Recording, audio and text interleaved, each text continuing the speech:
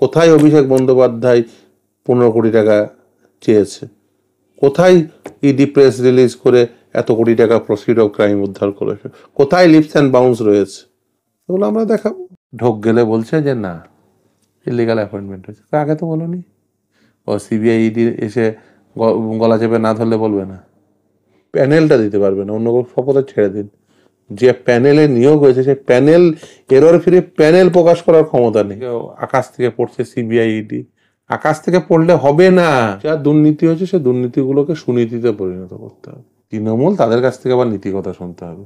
প্রাথমিক দুর্নীতি মামলার শুনানি হলো, কি হলো সেই শুনানিতে? আর তার সঙ্গে আর একটা প্রশ্ন, যে প্রাথমিক দুর্নীতি মামলা বলা হচ্ছে, আপনি বলছেন, অন্য আইনজীবীরা বলছেন, সাধারণ মানুষ বলছেন, আদৌ কি সেটা প্রাথমিক দুর্নীতি মামলাই? অবশ্যই দুর্নীতি মামলা তো দুর্নীতি। দেখুন, প্রাথমিকে শিক্ষক নিয়োগের দুর্নীতির অলরেডি তদন্ত হচ্ছে এবং সেই তদন্তের ফলে অনেক টাকাও উদ্ধার হয়েছে। এবং শুধু তাই না, West Bengal board of primary education তারা নিজেরাই বলেছে তারা এরোনিয়াস রিক্রুটমেন্ট করেছে।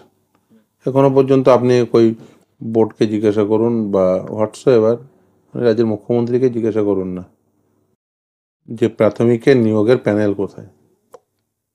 প্যানেলটা তো থাকবে, নিয়োগ হলে এই ব্যক্তিরা, এই 42,000 জন নিয়োগ পেয়েছে, তার একটা প্যানেল থাকবে। কোথায় সেটা? সেটা কোথায় আছে? জিজ্ঞাসা করুন ওএমআর শিট কোথায়। জিজ্ঞাসা করুন যে 94 জনের কথা West Bengal board of primary education বলেছিল সেগুলো সত্য না মিথ্যা। ইলিগাল অ্যাপয়েন্টমেন্ট হয়েছে বলে তারা নিজেরাই বলেছিল, আমার কথা না, West Bengal board of primary education নিজেদের কথা।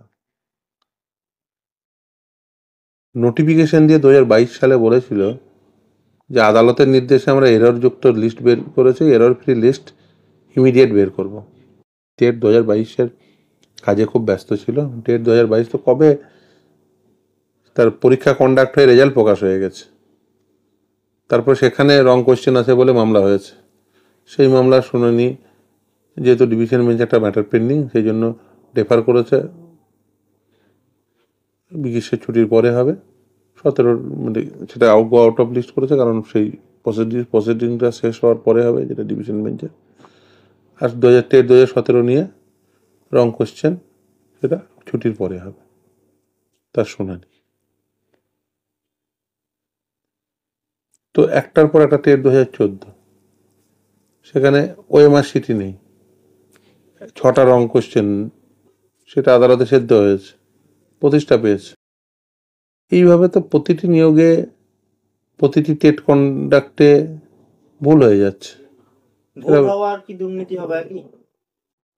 এবার আসি, সিবিআই থার্ড সাপ্লিমেন্টারি চার্জশিট দাখিল করেছে। সেখানে ইডি প্রেস রিলিজ করছে কত টাকা উদ্ধার হয়েছে। ইডি কি নিজের পকেট থেকে টাকা দিয়ে প্রেস রিলিজ করছে সেগুলোর প্রসিড অফ ক্রাইম বলছে? এটা কি বলতে চাইছেন? তা তো হয় না। ইডিকে দেখাতে হয় যেটা প্রসিড অফ ক্রাইম, তার একটা নির্দিষ্ট প্রসিডিংস রয়েছে। ফলে এই যে কথাগুলো বলা হচ্ছে সেগুলোর ভিত্তি রয়েছে, সেটা প্রতিষ্ঠা পেয়েছে আদালতের দ্বারা। আজকে দুর্নীতি হয়নি বলে তোর হবে না, দুর্নীতি হয়েছে। রাজ্যের তরফ থেকে অ্যাডভোকেট জেনারেল সিনিয়র অ্যাডভোকেট কিশোর দত্ত তাহলে আজকে আদালতে প্রাথমিক নিয়োগ দুর্নীতির মামলায় কি শুনানি করলেন আর কি বক্তব্য রাখলেন? বলেছেন তিনি তার পক্ষ থেকে জাজমেন্ট দেখিয়ে বলেছেন সুপ্রিম কোর্টের, তিনি তার পক্ষের যে জাজমেন্টগুলো তার পক্ষে সহায়ক হবে বলে মনে করছেন সেগুলো দেখিয়েছেন, যেমন অন্যান্য এসএসসির ক্ষেত্রেও দেখিয়েছেন। সব ক্ষেত্রে তাই করা হয়, সেটাই নিয়ম আমাদের দেশে, সেটাই করেছেন। তার বেশি কিছু, তার বেশিও নয়, তার কম। একজন আইনজীবী হিসেবে তার যে যে কাজ করার তিনি সেটা করেছেন সাকসেসফুলি, সেটা কোর্টও করার চেষ্টা করছেন, সেটাই স্বাভাবিক। আপনি তো উপস্থিত ছিলেন, ঠিক কি হলো? আর্গুমেন্ট হয়েছে, দেখুন তিনি তার মতো করে জাজমেন্ট পড়েছেন, তার মতো করে তিনি সেই জাজমেন্টের সাপেক্ষে সুপ্রিম কোর্টের প্রিভিয়াস কি কি প্রেসিডেন্ট রয়েছে সেগুলোকে সাইটেড করেছেন, যে তার সিঙ্গেল বেঞ্চের সামনে তিনি যে জাজমেন্টগুলো সাইটেড করেছিলেন সেগুলো লিপিবদ্ধ হয়নি, সেটি নিয়ে তিনি বলেছেন, তার বক্তব্য বলেছেন। বক্তব্য তিনি বলেছেন, আমাদের বক্তব্য যখন আর আমাদের টার্ম আসবে আমাদেরকে বলেছেন শুনবেন মাননীয় বিচারপতি, আমরা শোনাবো। মানে আজকে আপনারা বলার সুযোগ না পান? না না, আমাদের তো বলবে প্রথমে অ্যাপিলেন্টরা, যারা অ্যাপিলটা করেছে তারা বলবে, অ্যাপিলেন্ট বলবে, তারপরে অন্যান্য যারা আছেন যাদের চাকরি চলে গেছে তারা বলতে আগ্রহী, তারা আগ্রহ প্রকাশ করেছেন, তারা বলবেন। তারপরে এক্সপিডিশনার যারা আছেন, তারপরে আমরা অ্যাডেড রেসপন্ডেন্ট যারা আছে তারা বলবো। আপনাদের দাবি কি আদালতের কাছে, আপনাদের প্রে কি? দেখুন, যা দুর্নীতি হয়েছে সে দুর্নীতিগুলোকে সুনীতিতে পরিণত করতে হবে, দুর্নীতিগুলোকে বাদ দিতে হবে। দুর্নীতিমূলক পদ্ধতি রাখা যায় না, দুর্নীতিমূলক নিয়োগ রাখা যায় না। যেগুলো দুর্নীতিমূলক নিয়োগ হয়েছে সেগুলোকে বাতিল করতে হবে। আর এই দেখুন, এই নিয়োগ প্রক্রিয়াতে একাধিক ধরনের দুর্নীতি হয়েছে, শুধুমাত্র একরকম দুর্নীতি তা তো নয়, একাধিক ধরনের দুর্নীতি। সেগুলো আদালতের সামনে আমরা নিশ্চয়ই সময় এলে ক্যানভাস করাবো। দুর্নীতির সংজ্ঞা নিয়ে একটা জল্পনা চলছে যে আদৌ দুর্নীতির সংজ্ঞা কি, আর দুর্নীতি হলে অভিযোগকারীর দায়িত্ব সেটা প্রমাণ করার। সেক্ষেত্রে এই যে বিষয়গুলো আদালতে মানে উঠে এসেছে সে আলোচনা, তো অবশ্যই তিনি সবসময় বলবেন, সে এসএসসি কাণ্ডেও বলেছেন, প্রাথমিকেও বলবেন, আমরাও আমাদের কথা বলবো। আমাদের যা দায়িত্ব, তাদের যা দায়িত্ব ভয়ই পালন করব। তারপরে কোন দায়িত্ব পালনটা সঠিক হয়েছে সেটা তো আদালত বিচার করবে। আদালতের কাজ বিচার করা, ওই সাবমিশনের সাপেক্ষে তারা তাদের নথি দেখাবেন, তাদের বক্তব্য পেশ করবেন, তাদের সপক্ষে যুক্তি দেখাবেন, তাদের সপক্ষে জাজমেন্ট দেখাবেন। আমরাও আমাদের সপক্ষে ফ্যাকচুয়ালি দেখাবো যে কোথায় কোথায় এই দুর্নীতিটা হয়েছে, কিভাবে হয়েছে, কোথায় অভিষেক বন্দ্যোপাধ্যায় 15 কোটি টাকা চেয়েছে, কোথায় ইডি প্রেস রিলিজ করে এত কোটি টাকা প্রসিড অফ ক্রাইম উদ্ধার করেছে, কোথায় লিপস অ্যান্ড বাউন্স রয়েছে, এগুলো আমরা দেখাবো। তারা বলবে না এই মামলায় এসব দেখানো যায় না, স্কোপ খুব লিমিটেড, প্লিডিংসে নেই, এসব বলবে, আমরা দেখাবো। আদালত যেটা গ্রহণ করবে সেটা গ্রহণ করবে।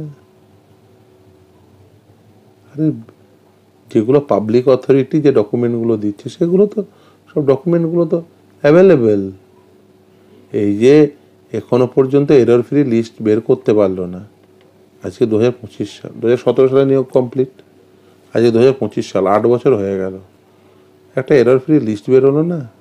মানে প্যানেল যে এই কয়েকজন ব্যক্তি নিয়োগ পেয়েছে, এরকম একটা প্যানেল বেরোবে না? 8 বছর হয়ে গেল, দিয়ে বলবেন নিয়োগ সব সঠিক হয়েছে? প্যানেল চাইছি, অন্য কিছু না। বলুন, আজকে বলুন যে মমতা বন্দ্যোপাধ্যায় বলবে according to the merit and according to the rule 2016 rule, এই হচ্ছে প্যানেল। দেখিয়ে দিতে বলুন, ওনাকে একবার দেখিয়ে দিতে বলুন যে প্যানেলের চেহারা কি গোটা রাজ্য জুড়ে। আদালতে এসে জমা দিক না, দিতে পারবে না, প্যানেলটা দিতে পারবে না, অন্য শপথে ছেড়ে দিন। যে প্যানেলে নিয়োগ হয়েছে সেই প্যানেল এরর ফ্রি প্যানেল প্রকাশ করার ক্ষমতা নেই, দিয়ে বলছেন নিয়োগ বাঁচবে। এরর ফ্রি প্যানেল প্রকাশ করার যাদের ক্ষমতা নেই তারা বলছেন দুর্নীতি হয়নি। সময় নিশ্চয়ই সব কথা বলবে। আপনার তো অলরেডি একটা অভিজ্ঞতা রয়েছে, একদম রিসেন্ট অভিজ্ঞতা, একটা নয়, পুরো প্যানেল বাতিল, মেরিট লিস্ট, আপার প্রাইমারির মেরিট লিস্ট আগেই বাতিল হয়েছে, এসএসসি প্যানেল বাতিল হয়েছে। দেখুন, আমরা যখন বলি তখন নিশ্চিতভাবে কোনো ভিত্তিভূমির উপরে দাঁড়িয়েই বলি। যেমন ধরুন, এখনো কলকাতা হাইকোর্টে মিনিমাম 200 থেকে 300 মামলা পাবেন এই 2016 সালের সিলেকশন প্রসেসে, যারা বলছে আমাদের নাম্বার হায়ার, আমাদের থেকে কম নাম্বার পেয়ে অ্যাপয়েন্টমেন্ট পেয়েছে। এরা জানলো কি করে? 2022 সালের যে লিস্ট ছাপিয়েছে, হতে পারে সেই লিস্টে তারা তো গিয়ে দেখছে স্কুলে গিয়ে, ও এই মাস্টারই সেই মাস্টার যে 14 পেয়েছে, আর আমি তো 19 পেয়ে এখনো, মানে 50-এর মধ্যে 19 পেয়ে এখনো পাইনি। গিয়ে চেক করে দেখছে, স্কুলে বসে আছে ঘাপটি মেরে, স্কুলে ঘাপটি মেরে বসে আছে। ওরা কি করেছে? ওরা একটা টুইস্ট মেরেছে। কি টুইস্ট? ধরুন রাজ্য জুড়ে নিয়োগ হচ্ছে, তো জেলাতে অ্যাপ্লিকেশন করা যায়, জেলা ওয়ারি। এবার যখন টেট এক্সামটা নেওয়া হয়, তখন টেট এক্সামে ফর্ম ফিল আপ যখন হয়, রোল নম্বরের প্রথম 2টো ডিজিট ওই জেলার জন্য বরাদ্দকৃত। হাওড়ার একটা ডিস্ট্রিক্ট কোড আছে, নদিয়ার একটা ডিস্ট্রিক্ট কোড আছে, সব আলাদা আলাদা ডিস্ট্রিক্ট কোড। যখন প্যানেল বের করতে হবে তখন ওই ডিস্ট্রিক্টের ছেলে যারা অ্যাপ্লাই করেছে ওই ডিস্ট্রিক্টে, তাদের একটা প্যানেল বেরোবে, ডিস্ট্রিক্ট ওয়াইজ প্যানেল হবে, ডিস্ট্রিক্ট ওয়াইজ প্যানেলের কথা বলা আছে। এবার নট নেসেসারি যে টেটে ওই ডিস্ট্রিক্টে বসেছে সে সিলেকশনে ওই ডিস্ট্রিক্টেই বসবে। ধরুন হাওড়া টেটে বসেছে, হাওড়া থেকে টেটে বসেছে, হাওড়ার ডিস্ট্রিক্ট কোড নিয়ে টেটের রোল নাম্বার আছে, নট নেসেসারি সে হাওড়াতেই অ্যাপ্লাই করবে, সে নদীয়াতেও অ্যাপ্লাই করতে পারে। এবার ওরা কি করেছে, ওরা এই সিলেকশন যে লিস্ট প্যানেল সেটা ওই সিলেকশন প্রক্রিয়ার ডিস্ট্রিক্ট ওয়াইজ করেনি, লিখেনি, বের করেনি, প্রকাশ করেনি, ইভেন আদালতের নির্দেশের পরে। মাধ্যমিক পরীক্ষায় যে বরাদ্দকৃত যা নাম্বার তার থেকে বেশি নাম্বার দিয়ে লিস্টে ঢুকিয়ে দিয়েছে। এইচএস এর ক্ষেত্রেও তাই। ইন্টারভিউ তো বাদই দিন, ও ইন্টারভিউ অ্যাপটিটিউড টেস্ট কি নিয়েছে সে তার বলারই না। এবার তাদেরকে ওরা ভাবছে যে ঘাপটি মেরে আমরা এরকম করে একটা এরর যুক্ত, তারপরের দিন একটা নোটিশ দিয়ে দেবো যে লিস্টে এরর রয়েছে, আর নোটিশ জীবনেও বের করবো না, আর প্যানেল জীবনেও বের করবো না, সবাই সব কিছু মেনে নেবে, অতএব আমরা এই চুরি চালিয়ে যাব। ওরা ভাবছে আমরা চোখ বন্ধ করে থাকলে দুনিয়ার কেউ দেখতে পাবে না। সেটা তো আর হয় না। তুমি চোখ বন্ধ করে থাকতে পারো, তাতে তো ঝড় থামবে না।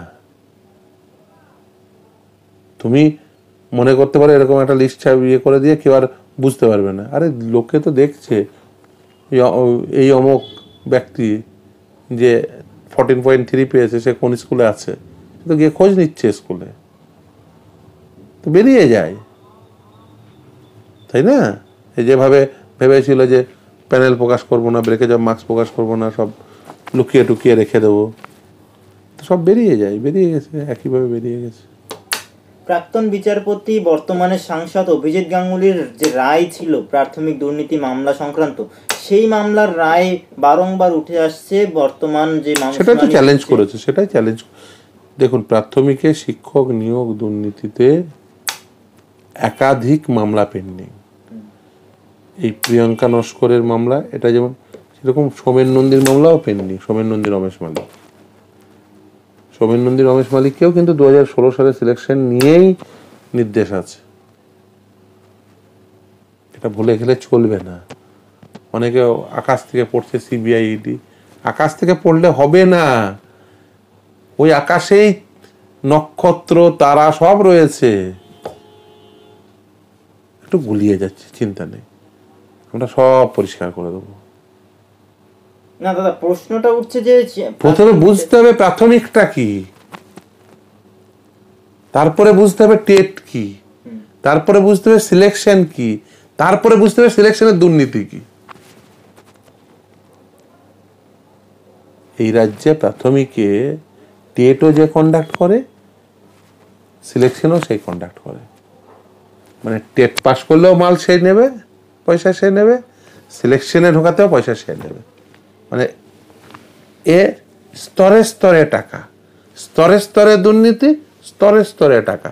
টেস্ট পাস করার জন্য 3 লাখ, সিলেকশনে ওই টেট পাসকে দেখাতে 3 লাখ দিল, সিলেকশনে এবার নাম ঢোকা, ইন্টারভিউয়ের মার্কস বাড়ানোর জন্য এত লাখ, হয়তো অ্যাপটিটিউড টেস্টের করার জন্য এত লাখ,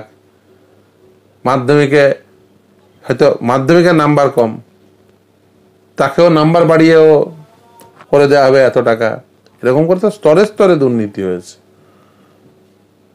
একবার স্তরীকৃত দুর্নীতি, ওয়ান আফটার অ্যানাদার। এই যে ধরুন বোর্ড রিপোর্ট নিয়ে এসে বলছে এতজনের ইললিগাল অ্যাপয়েন্টমেন্ট আছে, তো বোর্ড নিজে থেকে বলেনি। টেট 2014 থেকে 16 সিলেকশন প্রসেস মার্জনা করবেন, যা বললাম। টেট 2014, সেখান থেকে 2016 সালের সিলেকশন প্রসেস। সেখানে যে ইললিগাল অ্যাপয়েন্টমেন্ট হয়েছে, কোনোদিন বোর্ড নিজে ওন ভলিউশনে নিজে থেকে স্বতঃপ্রণোদিত হয়ে বলেছিল, তাদের বাতিল করেছিল? আদালতে সোমেন নন্দী মামলা করলো, সেই মামলায় রিপোর্ট দিয়ে বলল, আদালত যখন চেপে ধরলো, সিবিআই ইডি যখন তদন্ত করে বের করলো, তখন ঢোক গেলে বলছে যে না, ইলিগাল অ্যাপয়েন্টমেন্ট হয়েছে। আগে তো বলোনি। ও সিবিআই ইডি এসে গলা চেপে না ধরলে বলবে না? দেখুন তো আবার সিবিআই ইডিও ভুলে যাবে, ও সিবিআই হয়েছিল বোধহয়, ইডি হয়েছিল বোধহয়, একই সিলেকশন প্রসেসে হয়েছে। ভুলে গেছে সব, অত ভুলে গেলে হবে? সব হয়েছে এখানে। টেট 14 খাতা নেই, সেই খাতা না থাকা টেট 14 থেকে তো 16 সিলেকশন, সেই 16 সিলেকশন নিয়েই তো সৌমেন নন্দী রমেশ মালিকের মামলা, সেখানেই তো সিবিআই ইডি, সেখানেই তো কত ইলিগাল অ্যাপয়েন্টমেন্ট হয়েছে, সে তার সাপেক্ষেই তো বোর্ডের লিস্ট প্রকাশ, তার সাপেক্ষে তো না ওই লিস্টে এরর আছে সেটা বলা, সবই ওই একই জায়গায়, পুরোটাই ঘাবলা। দেখুন বলছেন সিবিআই কোথায়, ইডি কোথায়, এসব বললে হবে না। তো সিবিআই ইডি এখানে তদন্ত করছে। দাদা আমার একটা শেষ প্রশ্ন এই একই প্রসঙ্গে, যে যেহেতু বিচারপতি অভিজিৎ গাঙ্গুলি রায় দিয়েছেন এবং তিনি পরবর্তীতে রাজনীতিতে যোগদান করেছেন, তৃণমূল কংগ্রেস থেকে বারংবার তাদের সমর্থকরা কর্মীরা প্রশ্ন তুলেছেন যে তার রায় রাজনৈতিক উদ্দেশ্যে প্রণোদিত। এই যে তার মামলার রায়কে চ্যালেঞ্জ করে তো এখন মামলা চলছে, শুনানি হচ্ছে, আগেও তো হয়েছিল। হ্যাঁ, তো এসএসসির ক্ষেত্রে কি হয়েছে? না সেক্ষেত্রে কি কোনো প্রভাব পড়তে পারে বিশেষভাবে? এসএসসির ক্ষেত্রে কি হয়েছিল? এসএসসির মামলাও তো সেই তিনিই দিয়েছিলেন। এই সেতাবের মামলায় রায় কে দিয়েছিলেন? নাসরিনের মামলায় কে দিয়েছিলেন? লক্ষ্মী টুঙ্গার মামলায় কে দিয়েছিলেন? আব্দুল গনি আনসারির মামলায় কে দিয়েছিলেন? ববিতার মামলায় কে দিয়েছিলেন? সেই বিচারপতিই দিয়েছিলেন। তিনি রায় দিয়েছেন, সেই রায় পছন্দ হয়নি, ডিভিশন বেঞ্চে গেছেন, হেরে গেছেন, সুপ্রিম কোর্টে গেছেন, হেরে গেছেন, তাই না? তার সেই রায়টাই আপহেল্ড হয়েছে। তিনি কোন রিটায়ারমেন্টের পরে তিনি চাকরি ছাড়ার পরে, তিনি জাজশিপ ছাড়ার পরে তিনি কোথায় যোগদান করবেন সেটা সম্পূর্ণ তার নিজস্ব প্রেরোগেটিভ, তিনি নিজে ইচ্ছা হয়েছেন করেছেন। তার সঙ্গে আপনি সেটা তার বেআইনি আপনি বলতে পারেন না। নীতি নৈতিকতা বলবেন এটা অনৈতিক, আর অনৈতিক কি ঠিক করবেন? মোটে চুরি করছেন আবার আপনি আবার অনৈতিকতা শেখাবেন? চোরের কাছ থেকে নীতিকতা শুনতে হবে, ভাবো একবার। তৃণমূল, তাদের কাছ থেকে আবার নীতিকতা শুনতে হবে।